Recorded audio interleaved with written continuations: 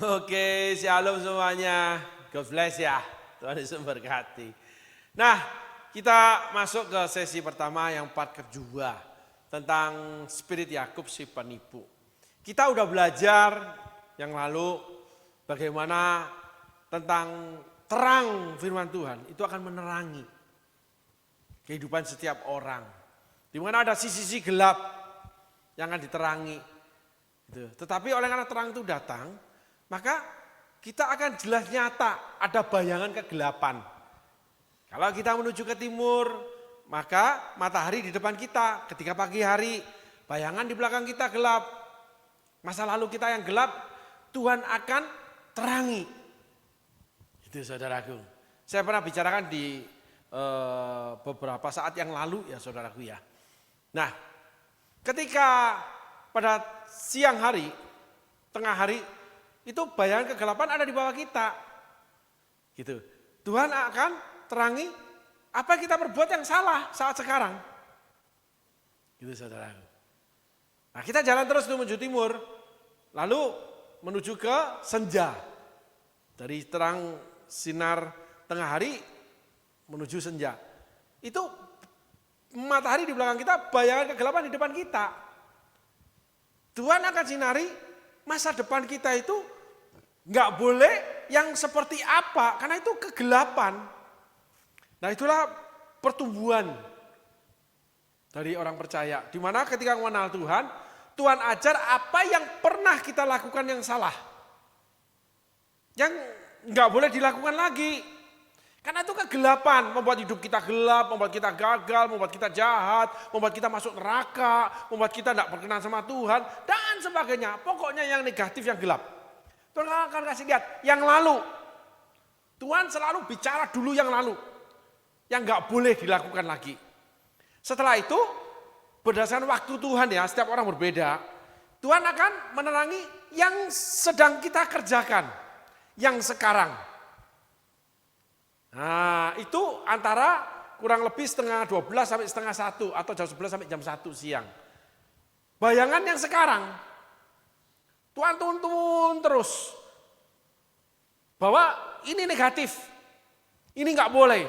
Maka banyak kali pada perjalanan hidup orang percaya, itu pada masa awalnya selalu Tuhan itu memperlihatkan, Tuhan mengajarkan, mendengarkan khotbah-khotbah, selalu menemui hal-hal yang lalu, yang gelap, yang jahat, yang salah. Itu yang selalu kita dengar, kita lihat. Selalu ada, di mana kita diberikan pengetahuan yang lalu. Kita sedang menuju terang yang ajaib di pagi hari, kalau boleh dikisahkan seperti itu.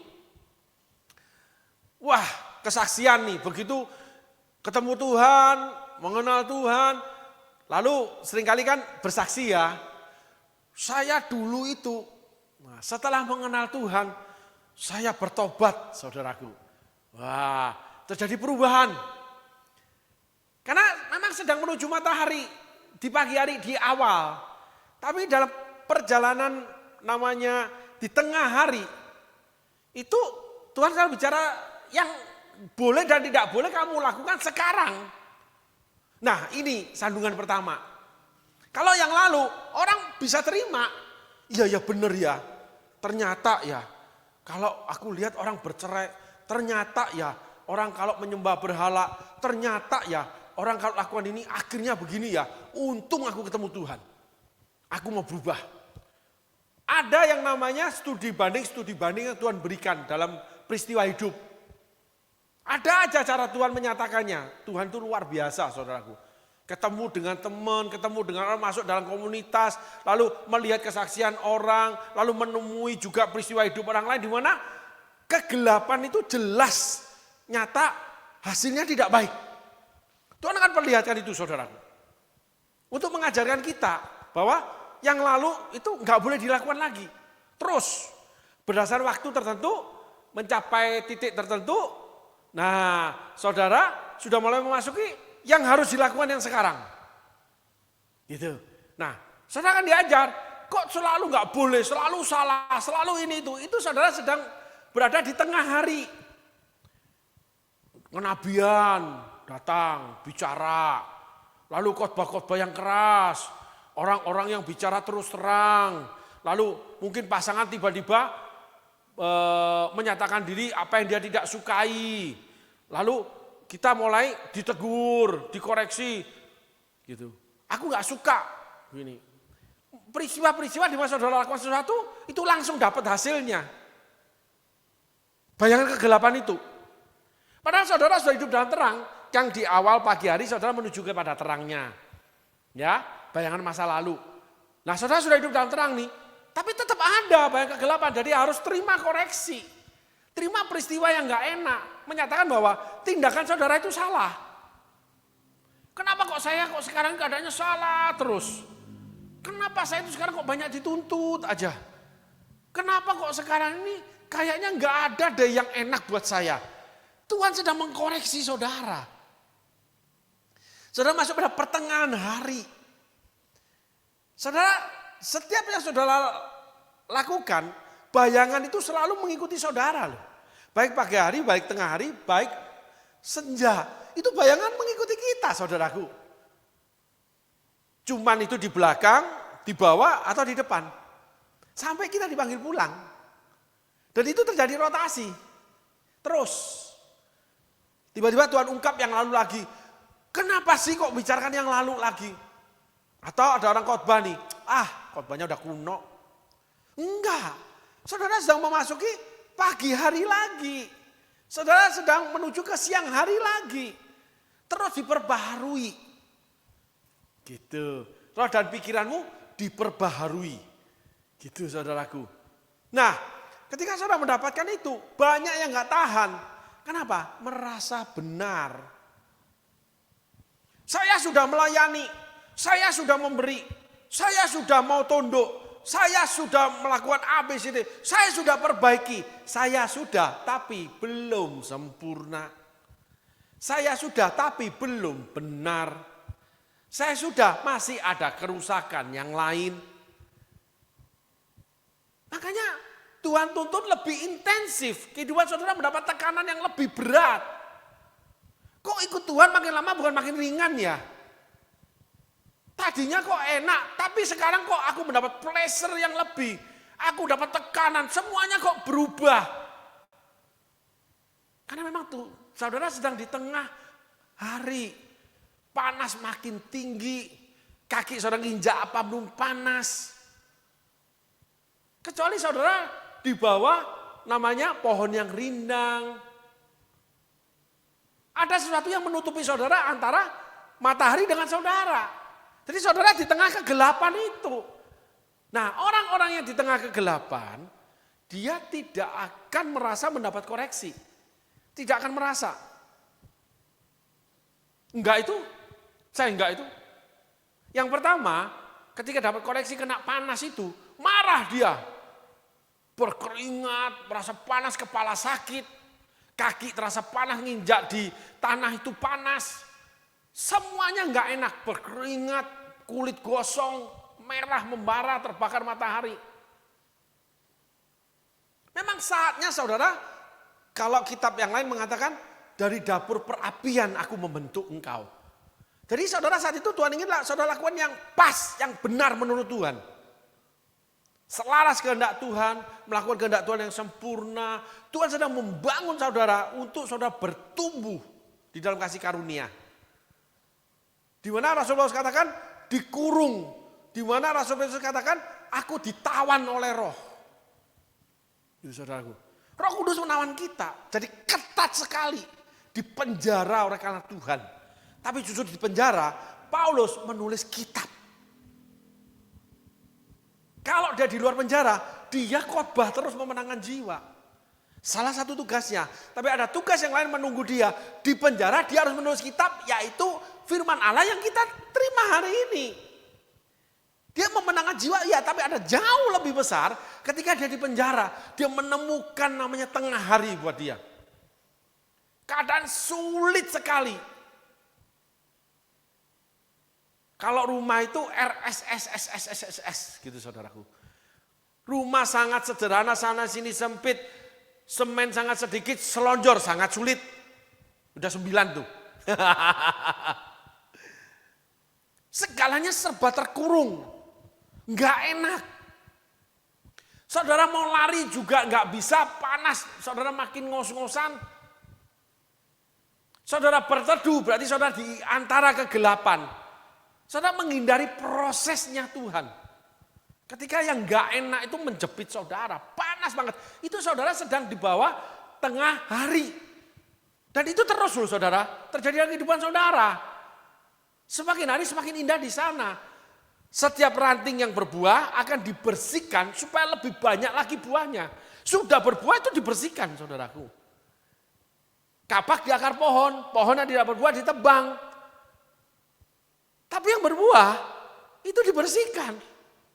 Dipotong, dibentuk sama Tuhan. Itu tengah hari saudaraku. Tengah hari. Setelah itu baru saudara memasuki bahwa kamu jangan ke sana, jangan begini, kamu lakukan ini, lakukan itu, kamu tidak boleh begini, tidak boleh begitu untuk masa depan. Tuhan arahkan saudara untuk melangkah ke masa depan. Yaitu apa? Bayangan gelap yang ada di depan karena saudara sedang menuju ke senja. Proses yang pertama selesai. Nanti ada proses lagi kedua, terus seumur hidup saudara. Terus dibangun sama Tuhan. Dari kemuliaan menuju pada kemuliaan. Nah, itulah Yakub. Akhirnya dia menjadi nama Israel, itu dimulailah proses itu berjalan. Ketika Yakub bergumul mencari Allah.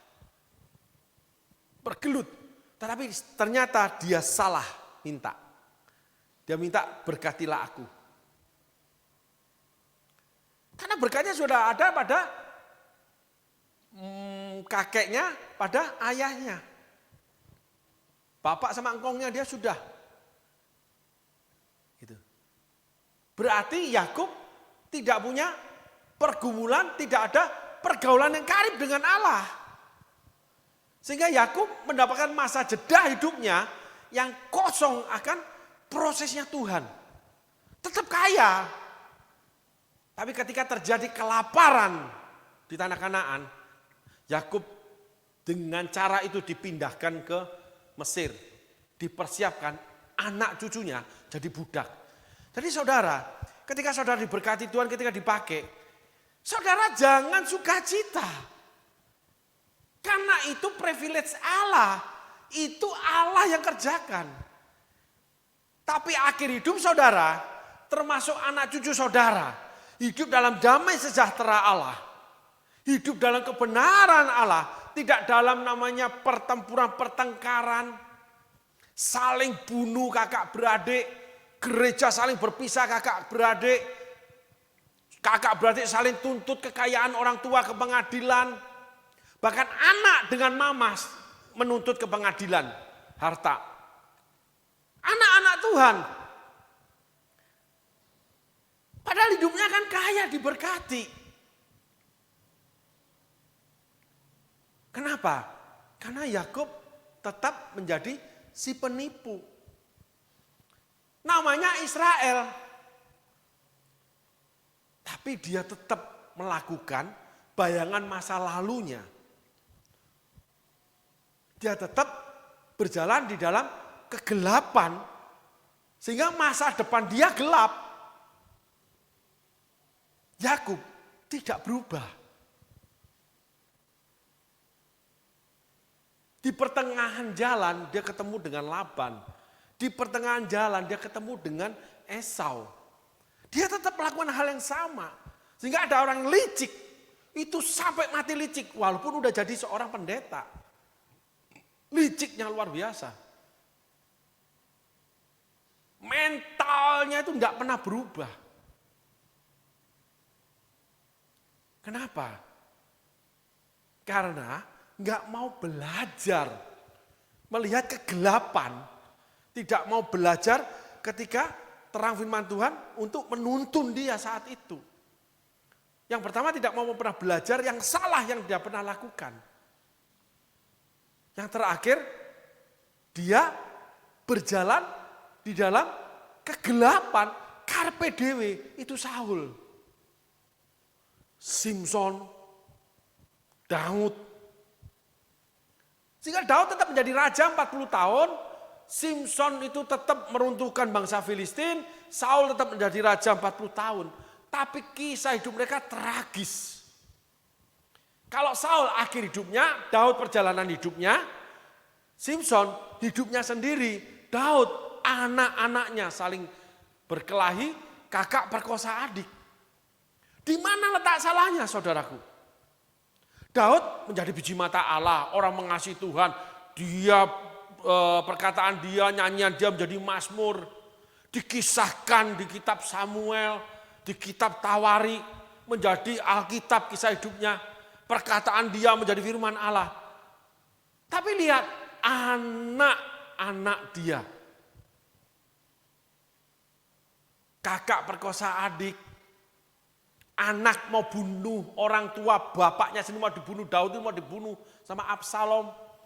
Adonia mau bunuh Absalom, Absalom akhirnya bunuh Adonia. Terjadi chaos. Orang yang masuk ke bait Allah, orang yang sembahyang, orang yang membangun yang namanya sebagai donatur bait Allahnya Salomo.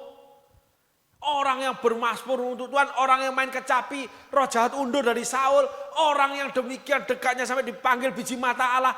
Kenapa hidupnya menjadi chaos? Kenapa anaknya menjadi chaos? Kenapa anak-anak Yakub cucu keturunan jadi budak?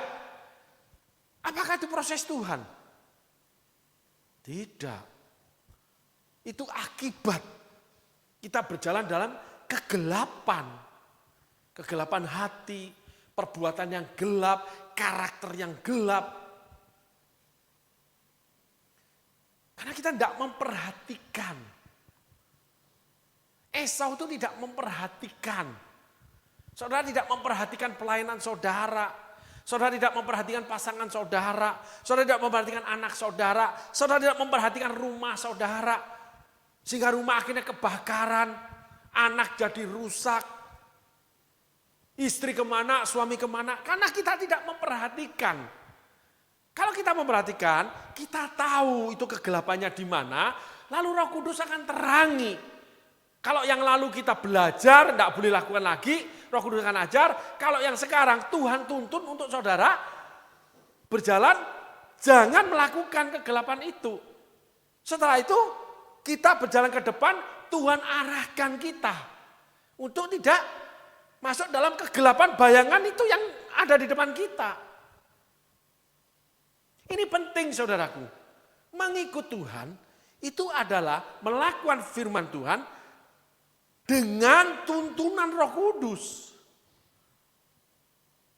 Enggak bisa kita beribadah, kita memberi, kita melayani, kita khotbah, kita ngajar, kita sharing, kita kesaksian, kita antarkan pastor, kita menjadi pelayan Tuhan. Sementara kita sendiri, ketika kegelapan itu diterangi Tuhan, kita masuk di dalam namanya berteduh untuk mendapatkan gelap di bawah pohon. Nggak bisa. Saudara menghindari yang namanya proses yang nggak enak. Karena saudara sedang dibentuk sama Tuhan. Yang pertama belajar dari kesalahan masa lalu. Selanjutnya melakukan apa yang harus dilakukan. Jadi segala sesuatu yang dilarang jelas-jelas Tuhan akan bicara. Setelah itu melangkah ke depan, itu jangan salah langkah. Yaitu melakukan kegelapan. Yakub nggak pernah belajar dari masa lalu. Dia nggak pernah belajar daripada apa yang harusnya dilakukan sekarang. Termasuk masa depan dia. Membuat akhirnya kekayaan Yakub habis. Ketika pada musim kelaparan. Sehingga orang-orang yang berhasil, orang-orang yang kaya, itu pada suatu saat, pada masa yang akan datang, dia menjadi bukan orang berhasil, dia menjadi orang gagal, dia akan menjadi orang miskin. Kadang dimiskinkan sama anak turunan sendiri. Kadang usahanya itu rusak, jebol, habis, bangkrut, tua, sakit-sakitan. Kenapa tidak mempelajari hal yang salah ketika perjalanan hidup di awal sampai akhir. Makan sembarangan, hidup sembarangan, memakai pekerjaan sembarangan, memakai hasil pekerjaan sembarangan, sehingga pekerjaan bangkrut, sehingga menjadi miskin. Tadi dipercaya, akhirnya tidak dipercaya orang, mempermainkan kepercayaan orang, menganggap enteng segala sesuatu karena mudah didapat. Seperti Esau. Esau menjadi berhasil berubah, dia mengasihi Yakub. Yakub tuanya, anaknya jadi budak, kalau Esau tidak. Saudara perhatikan ini. Yakub pilihan Allah, tapi anak-anaknya jadi budak. Esau sudah tidak mendapat hak sulung, tetapi tidak menjadi budak di Mesir. Esau berubah. Sekali lagi, Alkitab itu kita bisa pelajari dari berbagai angle kehidupan atau sisi pandangan kehidupan. Kita belajar yang baik daripada Esau. Kita belajar yang buruk daripada Esau. Kita belajar yang baik daripada Yakub. Fokus. Tapi yang buruk dari Yakub, dia penipu sampai akhir. Sehingga ada masa jeda hidup dia. Dia tua buta, pakai tongkat, gak kuat jalan. Baru dia bernubuat, habis itu dia mati. Yusuf itu angkuh sombong. Sehingga tidak melakukan hal-hal yang ilahi, cuma dikasih mimpi. Dia dipakai hikmatnya. Kalau kita lihat dari sudut ini ya saudaraku ya. Musa mendapat yang ilahi, tapi tidak mendapat tanah perjanjian seperti orang lain. Karena tidak menghormati Allah di depan umat. Abraham sampai tua kawin lagi dengan keturah. Itu saudaraku. Mata perempuan sampai tua juga nggak akan berubah. Nggak mau menyangkalinya dan menyalibkan dirinya. Nah, dimulai ketika kita pada saat Allah mengurung kita harus melakukan apa yang harus dilakukan hari ini. Kalau yang lalu kita cuma belajar, dipertontonkan Allah. Ini nggak bagus, ini nggak baik, ini salah, ini dosa. Pelajaran ini terus Tuhan kasih. Setelah itu kita harus belajar melakukan yang baik. Setelah selesai baru kita dibawa Tuhan melangkah ke masa depan yang baik. Jangan ke sana, jangan ke sini. Kamu harus begini, kamu harus begitu. Untuk yang masa akan datang. Tapi yang sekarang, saudara diperbaiki, kok salah terus? Kok dipersalahkan terus? Kok suasana nggak enak terus? Kok mendapat tantangan terus? Semuanya sama. Di situ Tuhan sedang mengajarkan kita untuk berubah. Yang pertama tidak melakukan yang lalu, yang kedua berubah. Setelah itu baru melakukan untuk yang akan datang. Diberikan usaha yang baru, setelah berubah. Jadi nggak males, diberikan pekerjaan. Sampai ada orang yang sampai mati tidak berubah. Seperti yang ceritakan di awal. Ada yang namanya anak laki-laki sulung nggak bekerja, orang tua kaya, harta habis, istri jualan roti, hidup anak-anak dibantu sama adik-adik. Nggak berubah. Nggak mau menjadi suami yang baik, seorang laki-laki bekerja keras, menyiapkan sesuatu buat keluarga. Akhirnya mati dengan tragis, kena stroke dan sebagainya. Kenapa? Karena pada setiap minggu ke gereja, bisa khotbah, ada perintisan gereja juga ikut. Namanya ada, tapi karakter buruk akhirnya mati di dalam kesulitan, hidup di dalam kesulitan. Inilah jawaban orang-orang yang tidak mau berubah, saudaraku. Nah, mengikut Tuhan itu adalah perubahan. Yakub tidak berubah, membuat anak cucunya diangkut ke Mesir, keturunannya jadi budak. Esau tetap tidak menjadi budak anak cucunya. Akhirnya menjadi bangsa yang besar. Sesuai nubuatan Allah. Jadinya Esau dengan Yakub berbeda. Nah, ini yang kita lihat dari perbuatan kedua orang ini. Yang satu mendapatkan privilege Allah, tapi akhir hidupnya itu sulit buat anak-anak cucunya.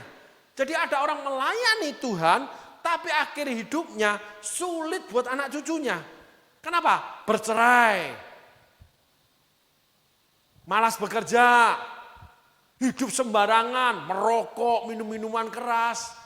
Nggak bisa diberitahu. Nggak mau berubah hidup sehat.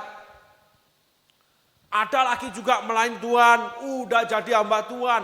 Itu perut itu segede gentong. Akhirnya Pak, jantung dilapisin lemak, mati kena serangan jantung. Karena kelalaian hidup, mengelola hidup. Nggak pernah olahraga, ngakunya berdoa, ngakunya mendapat firman Tuhan. Tetapi dia tidak mau menyangkal diri, memikul salib, bagaimana membuat hidup itu sehat. Ada yang terus saja menipu. Sehingga walaupun hidup di gereja, tapi menjadi buah bibir yang tidak baik buat komunitas gereja. Ada orang-orang seperti ini, saudaraku. Di mana hari ini kita belajar tentang kisah Yakub dan Esau. Yang membuat gagal itu, kita sendiri, pola hidup kita, apa yang kita kerjakan itu yang gagal. Semua orang ketika awal mengikuti Yesus, dia akan belajar untuk segala sesuatu yang lalu, yang buruk dia akan tinggalkan. Lalu dia harus melakukan yang sekarang, yang baik itu dia gagal. Karena dia tetap mengingini yang lalu, yang buruk itu. Karena itu enak buat dia. Makan banyak itu enak, makan berlemak itu enak. Enggak olahraga itu enak. Kalau makan sayur enggak enak. Berolahraga itu capek. Bekerja itu capek. Kalau enggak bekerja itu enak. Semuanya cuma mau enak. Sehingga Alkitab itu tidak akan pernah didengar tentang menyangkal diri dan memikul salib. Apalagi koreksi. Orang itu akan mengikuti keinginan hatinya sendiri. Tapi tetap di gereja, tetap melayani Tuhan, tetap memberi, terlihat rohani. Tapi tidak rohani. Saudara pelajari tentang khotbah saya di Sunday Service. Tentang orang Farisi dan pemungut cukai. Orang-orang yang karena hal yang rohani, ya, oleh karena dapat privilege Allah, tapi dia sendiri gagal dalam kehidupannya. Gagal itu bisa di awal, bisa di akhir. Daud dalam perjalanan gagal, Musa di akhir, Saul di akhir, Yudas di awal. Inilah yang membuat kenapa ada firman Tuhan, kenapa dipakai luar biasa, kenapa diberkati, tapi kok orangnya begini, lalu hidupnya kok begini. Jahat hidupnya, gelap, karena dia selalu berteduh ketika matahari di atas dia. Yang paling berat ketika saudara dituntun melakukan sesuatu sesuai kehendak Tuhan saat ini. Gitu saudaraku. Bukan belajar kesalahan masa lalu, semua bicara, oh enggak boleh itu begini, kamu tahu cerita, aku dulu begini. Semua bicara aku dulu begini. Tapi yang Tuhan tanya, sekarang apa yang kamu lakukan? Saya pernah melayani di sebuah pulau, ketemu dengan seseorang. Ketika saya selesai pelayanan, lalu dia bilang, dulu saya kayak kamu. Sekarang dia di kursi stroke, sakit gak bisa apa-apa. Saya itu lahir, pusar saya dipotong dengan Alkitab. Wih, Alkitabnya dari apa ini saudaraku? Bisa potong pusar. Betapa dia itu mengenal Tuhan, mengenal dunia rohani, tapi hidupnya gagal, miskin, sakit. Yang bikin susah anak, bikin susah keluarga, bikin susah orang lain. Tapi bicara tentang Tuhan fasih. Bagaimana karunia bekerja, bagaimana karunia Roh Kudus untuk dia, bagaimana pemakaian dia tidak dulu ini. Ketika waktu itu saya masih kurang lebih 20 tahun yang lalu ketemu dengan orang ini. Ini duduk di kursi, stroke, cerita dengan semangat bangganya. Tapi hari ini kamu jadi apa? Mana Tuhanmu? Enggak ada. Itulah Yakub, Tuhan memakai dia bernubuat, habis itu selesai. Yakub buta pakai tongkat. Hidup di Mesir sebagai orang yang pengungsi. Orang kaya setimur tengah tapi jadi pengungsi di Mesir. Karena anak punya jabatan Perdana Menteri. Tetap aja pengungsi, diberikan tanah, dibangunin rumah. Orang tua yang tidak berdaya. Kenapa? Memperlakukan hidup, tidak melakukan sesuai firman Allah. Memperlakukan hidup tidak sesuai melakukan firman Allah. betapa penting perilaku kita untuk saat ini, di mana terang firman Tuhan menerangi, itu panas. Esau berhasil. Yakub membawa anak cucu perbudakan. Yakub mendapat privilege, tapi hidupnya menyengsarakan anak cucu. Esau kehilangan hak sulung, tapi menjadikan anak cucunya bangsa yang besar. Ismail menjadi bangsa yang besar, melahirkan 12 raja-raja. Di bawah yang namanya pendidikan mama, orang tua tunggal. Yang diusir oleh papa enggak dibawain apa-apa. Yang hampir mati di padang gurun. Sehingga kita belajar hari ini, mengikut Tuhan itu adalah perjuangan setiap hari. Dan itu terus ada siklusnya, rotasinya. Karena kita sedang dibentuk semakin indah dan semakin indah. Maka ada orang-orang, ya, khususnya untuk orang-orang terkenal nih, yang famous nih. Dari dunia entertain dan sebagainya, termasuk pastor-pastor. Tiba-tiba kesandung masalah, akhirnya jatuh semua. Bahkan ada yang menyeberang ke seberang. Padahal awalnya tidaklah demikian. Karena dia menghadapi matahari itu, saudaraku. Sedang dibentuk sama Tuhan. Akhirnya ya udah berteduh aja ke seberang. Berteduh aja dengan perempuan yang lain. Berteduh aja dengan pekerjaan yang lain. Berteduh aja dengan pelayanan yang lain. Berteduh aja. Tidak melewati masa-masa di mana tekanan itu datang. Di mana itu adalah sebuah perubahan yang harus dilakukan karena Tuhan menginginkannya. Orang itu adalah Yakub yang tetap walaupun namanya Israel tetap menjadi Yakub si penipu. Dia tipu semuanya. Jadi ada orang-orang yang ikut Tuhan yang ibadah, yang telinga sungguh-sungguh, yang melayani. Wah, kelihatan betul sandangannya aja melayani. Bahkan hamba Tuhan. Tapi kehidupannya dia tidak berubah, bahkan makin melorot, bahkan menyusahkan. Banyak orang yang akhirnya ketika mendapatkan seorang hamba Tuhan, punya pandangan negatif. Karena orang ini menemui hamba Tuhan yang negatif. Saudaraku, saya mengenal seseorang di mana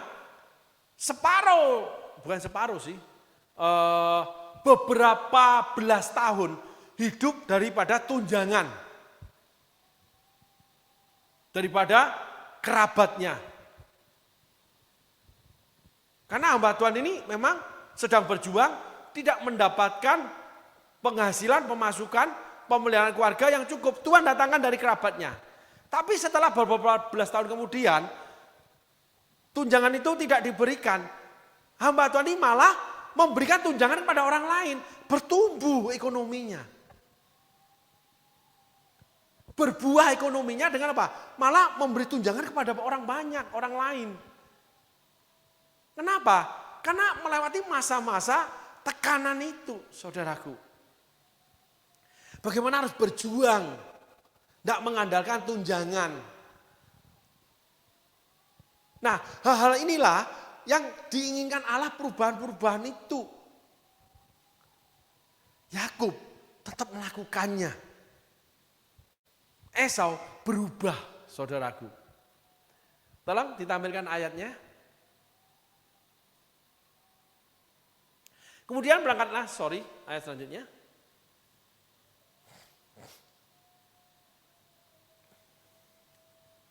Ketika ia memandang sekelilingnya, dilihatnya ada sebuah sumur di padang dan ada 3 kumpulan kambing domba berbaring di dekatnya. Sebab dari sumur itulah orang memberi minum kumpulan-kumpulan kambing domba itu, adapun batu penutup sumur itu besar. Dan apabila segala kumpulan kambing domba itu digiring berkumpul ke sana, maka gembala-gembala menggulingkan batu itu dari mulut sumur, lalu kambing domba itu diberi minum, kemudian dikembalikanlah batu itu lagi ke mulut sumur itu. Yakub sedang menonton pertunjukan lapangan, pertunjukan yang namanya di padang pengembalaan. Yakub sudah tidak memasak lagi dengan mama. Bagaimana proses membentuk seseorang, tetapi walaupun orang itu sudah diproses sama Tuhan, tetap ada yang ketinggalan. Yakub tetap penipu, saudaraku.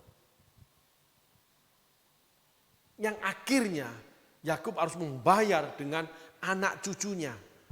Di mana yang lalu saya sudah saksikan bagaimana ada gereja besar yang dibangun oleh seorang pastor. Akhirnya pastor tuanya terlunta-lunta, tidak punya gereja. Ada lagi yang pastornya membangun pelayanan luar biasa. Sampai membangun sekolah, membangun rumah sakit. Ketika dipanggil pulang, itu semuanya rontok, bahkan anak dengan istri, anak dengan mama, itu pisah pelayanan. Apakah itu Tuhan yang kehendaki? Yakub tetap penipu. Yang ini yang kita pelajari kisah Yakub sama Esau. Di awalnya Tuhan perlihatkan Yakub bagaimana orang bekerja di ladang tentang yang namanya sumur. Harus menggulingkan batu. Yakub tukang masak. Kalau Esau tukang berburu pasti sanggup. Allah memperhadapkan dalam Yakub hal itu. Dan Yakub bekerja. Tetapi Yakub pada titik ketika ingin mendapat kekayaan, Yakub kembali menipu Laban. Yakub ketika mau diberkati Tuhan, dia mau datang sama Tuhan dan dia bergumul dengan Tuhan. Setelah itu dia mendapatkannya. Dia tidak mau melepaskan Tuhan. Tapi setelah itu tidak ada perubahan di Yakub. Kegagalan fokus Yakub cuma satu, duit. Membuat tidak ada perubahan dengan namanya spirit menipu. Spirit mengakali orang dengan uang. Dia akan suap Esau dengan uang. Itulah sisi gelap Yakub yang mengakibatkan masa tuanya ketika terjadi kelaparan, kolaps Yakub. Karena Yakub itu bukan pengelola uang yang baik. Karena terjadi kelaparan, dia tidak punya namanya gandum. Dia harus pergi ke Mesir dan tinggal di Mesir sebagai pengungsi. Akhirnya hamba Tuhan ini jadi pengungsi. Akhirnya anak daripada hamba Tuhan yang meninggal ini jadi pengungsi pelayanannya. Enggak di gereja papahnya. Ada lagi yang pembangun gereja, akhirnya anaknya memimpin, dia enggak boleh di gerejanya. Quote and quote diusir anaknya. Dia keliling jadi pengkhotbah. Dari mega church yang mega bintang, saudara. Banyak bintangnya itu, ribuan itu.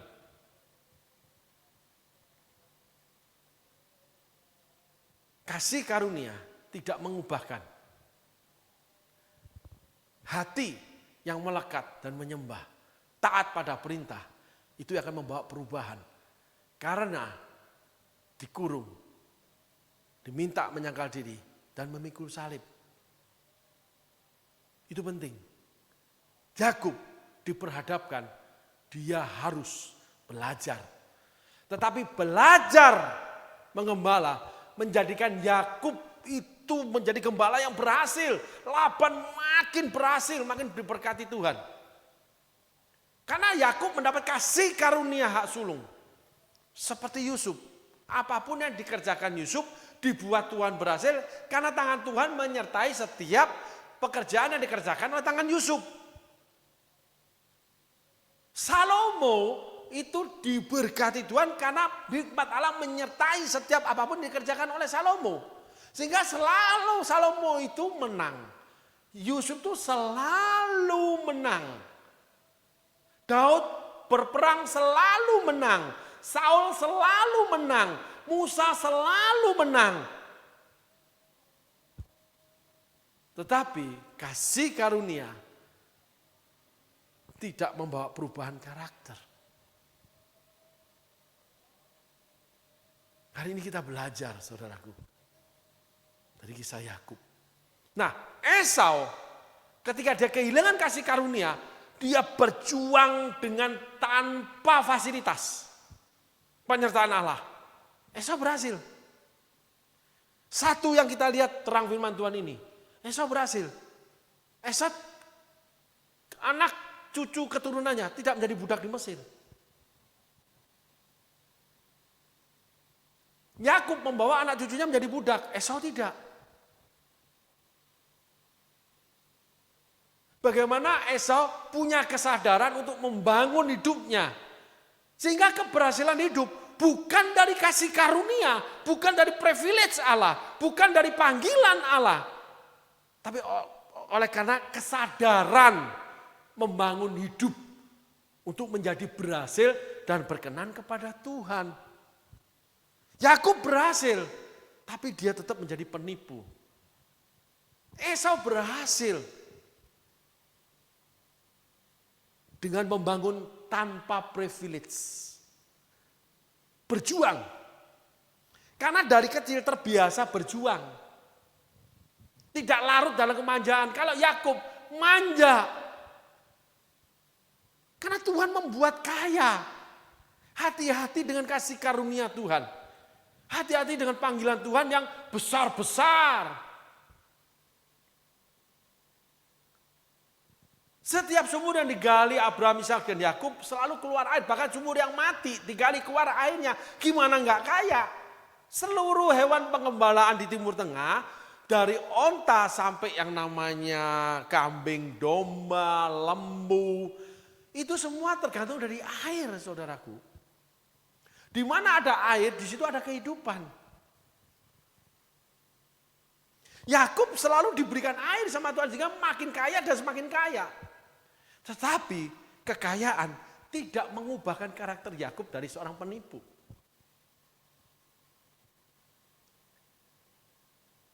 Di mana akhirnya masa tuanya dia harus mengungsi. Karena kemanjaan yang dibangunkan membuat Yakub tidak pandai mengelola hidup. Saudara garis bawah ini. Fasilitas dari Tuhan itu tidak membangun karakter seseorang punya pribadi seperti Kristus. Tidak. Tuhan ketika diperhadapkan dengan salib, walaupun dia di titik terendah, dia tetap mau menerimanya. Walaupun harus diberikan kekuatan dari malaikat. Kalau Yakub, udah pindah aja deh. Orang-orang yang dengan mau enaknya saja hidup, mau nyamannya saja ikut Tuhan, karakter tidak akan berubah.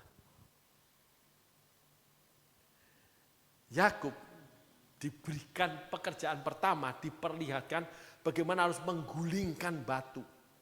Tangan yang memasak.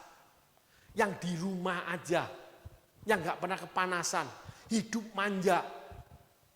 Karena orang tua kaya, lalu mendapatkan kemudahan dari Tuhan. Rusak karakternya. Dan sampai akhir hidupnya gak bisa diperbaiki. Akhirnya membawa anak cucu ke Mesir jadi budak, mata buta, kaki juga udah sakit, pakai tongkat dia.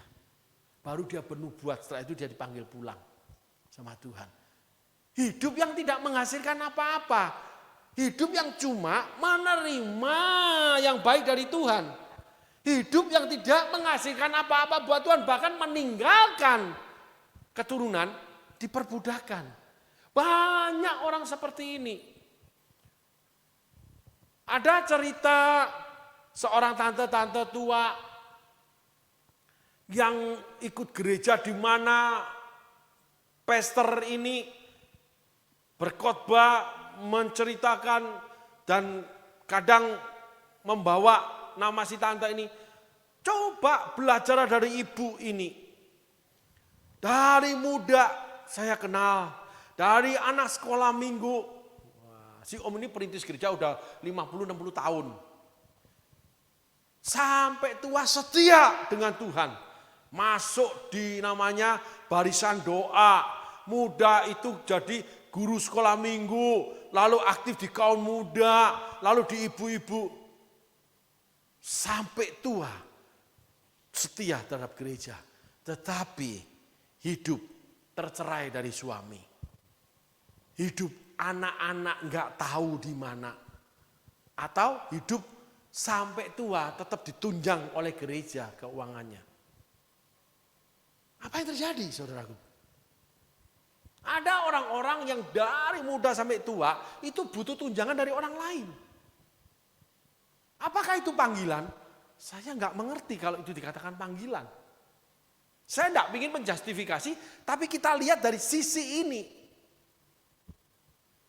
Di mana mestinya ada pertumbuhan. Mestinya berbuah. Berbuah pun masih dibersihkan. Dari kemuliaan menuju kemuliaan. Semuanya serba biasa saja. Bahkan hidup orang melayani Tuhan, orang seumur hidup di gereja, kok jadi begini sih tante ya? Saya mengenal seorang hamba Tuhan, saudara. Ini kesaksian hidup di mana saya bersaksi Tuhan mendengarkan, ya, malaikat mencatat, setan juga mencatat kebenarannya. Ada seorang hamba Tuhan yang diberikan Tuhan membangun gereja, perintis gereja, sampai gereja menjadi termasuk yang besar. Suami istri, saudaraku, terlihat manis, terlihat luar biasa. Wah, pokoknya madu semua deh. Tetapi pada suatu hari saya bertemu dengan dia. Karena saya sudah melayani beberapa kali gereja ini. Dan si istri bercerita bagaimana sang suami sakit membuat layu. Membuat tidak punya tenaga, saudaraku. Dan si istri harus memandikan dia. Dan si istri dengan tidak segan bercerita bahwa ketika suami dimandikan dipukulin sama dia. Karena ketika si istri sakit, di mana setiap minggu harus disuntik sakit di otot atau saraf dia, istri ini tidak mampu berjalan, itu ditinggalkan sama suami. Dan dari muda, suami istri itu memang yang saya tahu ada sesuatu di dalamnya yang nggak pas ini. Istri terlalu dominan. Suami kelihatan ngalah baik-baik saja. Tapi ketika istri lagi jatuh sakit, suami kurang peduli. Ketika setelah itu suami sakit dipukulin sama istri. Itu kurang lebih pelayanannya sudah 40-50 tahun, saudaraku. Sudah membangun gereja besar. Diberkati Tuhan, anak-anak sekolah di luar negeri semua. Hidup di luar negeri. Menjadi pejabat gereja, pejabat di antara gereja. Terkenal. Jadi pengusaha yang diberkati, melayani Tuhan. Tapi suami istri saya dengar sendiri. Bahwa sang suami, saya pukulin suami.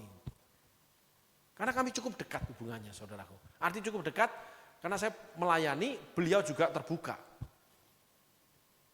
Dalam arti kata, seringkali kita diskusi, lalu ya seringkali juga kami dalam diskusi itu ada yang setuju tidak setuju. Ayo, Bu, tunduk terhadap suami. Nada. Lewat. Karena senior ya saya diem aja. Ada lagi juga satu orang seperti itu. Belajar tunduk terhadap suami. Nada, itu tidak ada, dalam hidup tidak ada. Buset. Orang yang bicara Tuhan terus setiap kali ketemu. Karakternya berubah. Karena ketika dalam pleasure melayani suami lagi sakit, itu dia tidak mau belajar. Merendahkan hati, merendahkan diri. Keluarlah yang namanya hawa nafsu daging, kemarahan yang tersimpan. Karena hubungan suami istri yang memang tidak pernah beres. Beres kalau ada madu. Ketika madu nggak ada, keluar lebah. Istri menjadi lebah, suami menjadi lebah untuk nunggu waktu saja. Sehingga kisah Yakub dan Esau seperti itu. Di mana akhirnya yang satu menjadi sedemikian rupa, yang satu menjadi sedemikian rupa. Yakub tetap penipu, Esau berjuang. Yakub memasuki fase dalam ayat ini di mana Allah mulai menyatakan menuntun dia untuk hidup di alam liar. Tidak di dalam kemah ayah yang kaya raya, punya peternakan yang tidak terhitung luasnya, tidak di kemah yang dingin bersama ibu, tetapi akhirnya bekerja untuk Laban. Di tengah panas nanti ada tulisan keluh kesah Yakub ketika mengembalakan domba-domba, kambing-kambing punyanya Laban. Sampai Laban berhasil. Yakub ditipu habis-habisan. Apa yang kamu tabur akan kamu tuai.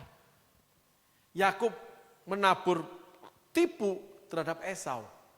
Dia menuai tipuan dari Laban.